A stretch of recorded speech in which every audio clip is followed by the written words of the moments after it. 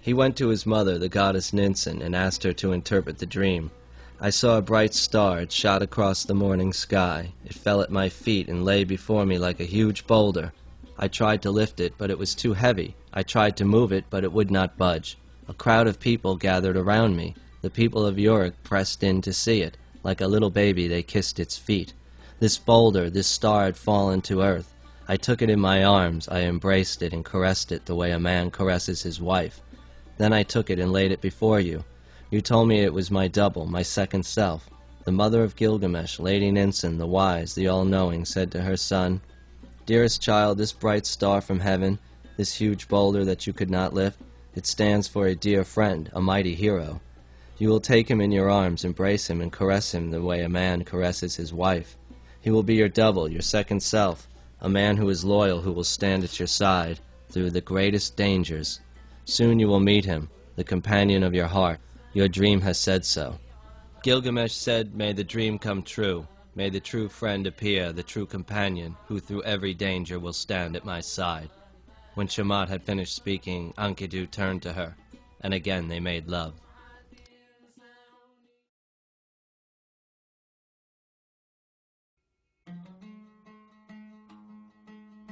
Then Shamat gave Enkidu one of her robes, and he put it on. Taking his hand, she led him like a child to some shepherds' huts. Marveling, the shepherds crowded around him. "What an enormous man," they whispered. "How much like Gilgamesh he is, tall and strong with muscles like rock." They led him to their table. They put bread and beer in front of him. Enkidu sat and stared. He had never seen human food. He didn't know what to do. Then Shamat said, "Go ahead, Enkidu, eat this food. We humans eat and drink this." Wearily, he tasted the bread. Then he ate a piece. He ate a whole loaf. Then he ate another. He ate until he was full, drank 7 pitchers of beer. His heart grew light, his face glowed, and he sang out with joy. He had his hair cut. He washed, he rubbed sweet oil into his skin, and became fully human. Shining, he looked handsome as a bridegroom. When the shepherds lay down, Enkidu went out with his sword and spear. He chased off lions and wolves. All night he guarded the flocks. He stayed awake and guarded them while the shepherds slept. One day, while he was making love, he looked up and saw a young man pass by. "Shamat," he said, "bring that man here. I want to talk to him. Where is he going?" She called out, then went to the man and said, "Where are you going in such a rush?" The man said to Enkidu, "I'm on my way to a wedding banquet. I have piled the table high with exquisite food for the ceremony. The priest will bless the young couple. The guests will rejoice, the bridegroom will step aside, and the virgin will wait in the marriage bed for Gilgamesh, king of great walled Yorick. It is he who mates first with the lawful wife. After he has done, the bridegroom follows. This is the order that the gods have decreed. From the moment the king's birth cord was cut, every girl's hymen has belonged to him." As he listened, Enkidu's face went pale with anger. "I will go to Yorick now, to the palace of Gilgamesh, the mighty king. I will challenge him. I will shout to his face, 'I am the mightiest. I am the man who can make the world tremble. I am supreme.'" Together they went to Great Walled Yorick, Enkidu in front, Shamat behind him.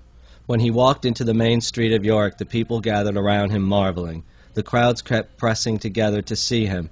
Like a little baby, they kissed his feet. "What an enormous man," they whispered. "How much like Gilgamesh. Not quite so tall, but stronger boned.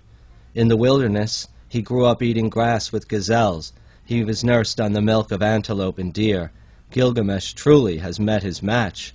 This wild man can rival the mightiest of kings." The wedding ritual had taken place. The musicians were playing their drums and lyres. The guests were eating, singing, and laughing. The bride was ready for Gilgamesh. As though for a god, she was waiting in her bed to open to him in honor of Ishtar, to forget her husband, and to open to the king.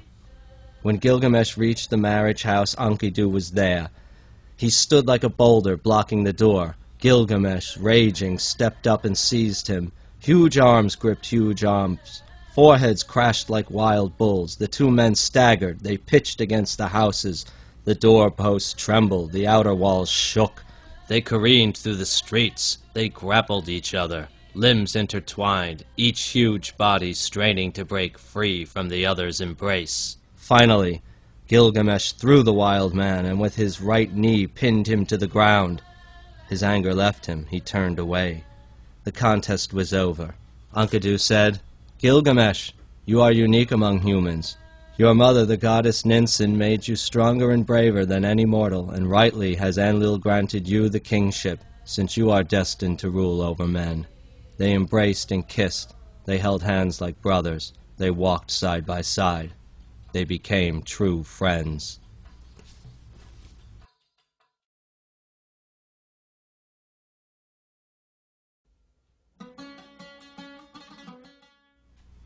Time passed quickly. Gilgamesh said, "Now we must travel to the cedar forest where the fierce monster Humbaba lives. We must kill him and drive out evil from the world." Enkidu sighed. His eyes filled with tears. Gilgamesh said, "Why are you sighing?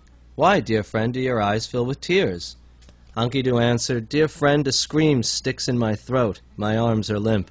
I knew that country when I roamed the hills with the antelope and deer. The forest is endless. It spreads far and wide for 1,000 miles. What man would dare to penetrate its depths?" Gilgamesh said, "Listen, dear friend, even if the forest goes on forever, I have to enter it, climb its slopes, cut down a cedar that is tall enough to make a whirlwind as it falls to earth."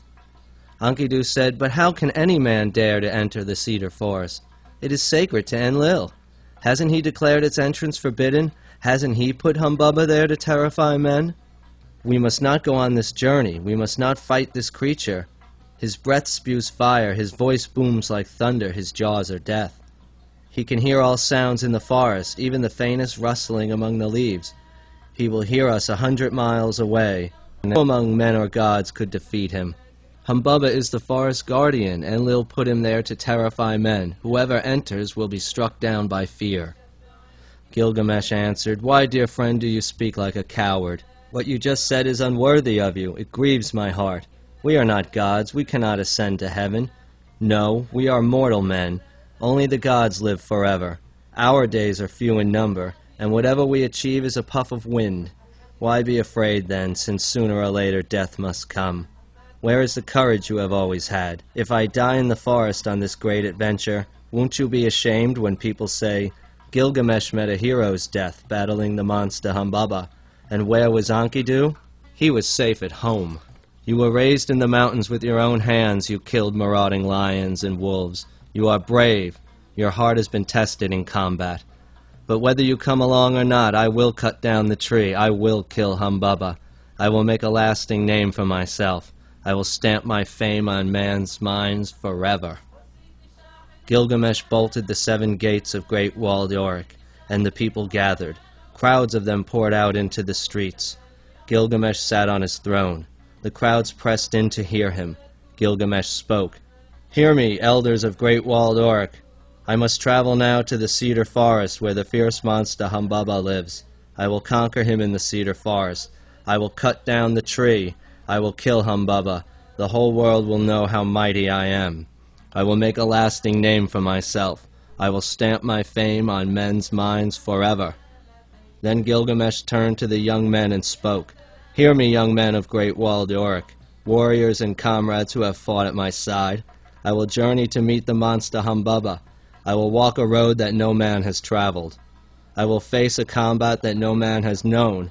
Give me your blessings before I leave, so that I may come back from the cedar forest victorious and see your faces again. Once again may I celebrate the new year with you in the streets of Great Walled Yorick, to the sound of lyres and drums." Enkidu stood up. There was tears in his eyes. "Elders of Yorick, persuade the king not to go to the cedar forest, not to fight the fierce monster Humbaba, whose roar booms forth like a thunderclap, whose breath spews fire, whose jaws are death's, who can hear all sounds in the forest, even the faintest rustling among the leaves. Who among men or gods could defeat him? Humbaba is the forest guardian. Enlil put him there to terrify men."